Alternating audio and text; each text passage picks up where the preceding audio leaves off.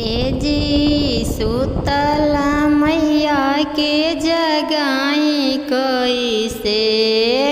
जी सुतला मैया के जगाई कैसे। बिना दर्शन कैले घरवा जाई कैसे।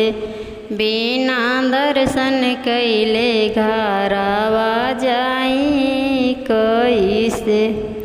टिकवा ले आईनी मैया के बिंदिया ले आईनी। चूड़िया ले आईनी मैया के पायल ले आईनी। सुतला मैया के पहनाई कैसे। जी सुतला मैया के पहनाई कैसे। बिना दर्शन कैले घरवा जाइबी कैसे। बिना दर्शन कैले घरवा जाइबी कैसे। ए जी सुतला मैया के जगाई कैसे। ए जी सुतला मैया के जगाई कैसे।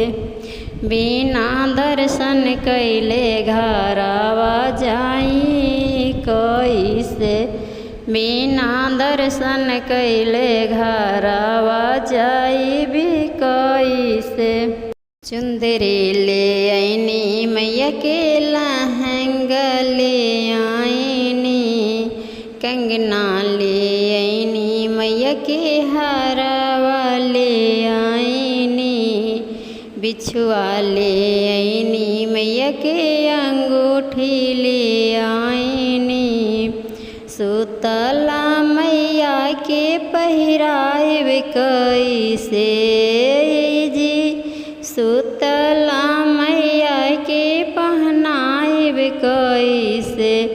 बिना दर्शन कैले घरवा जाइबी कैसे।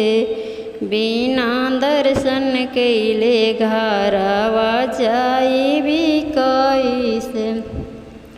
फूलवा ले आईनी मैया के बेलिया ले आईनी। अड़हुल ले आईनी मैया के चमेली ले आईनी। सुतला मैया के चढ़ाई कैसे। जी सुतला मैया के चढ़ाई कैसे। बिना दर्शन कैले घरवा जाइबी कैसे। बिना दर्शन कैले घरवा जा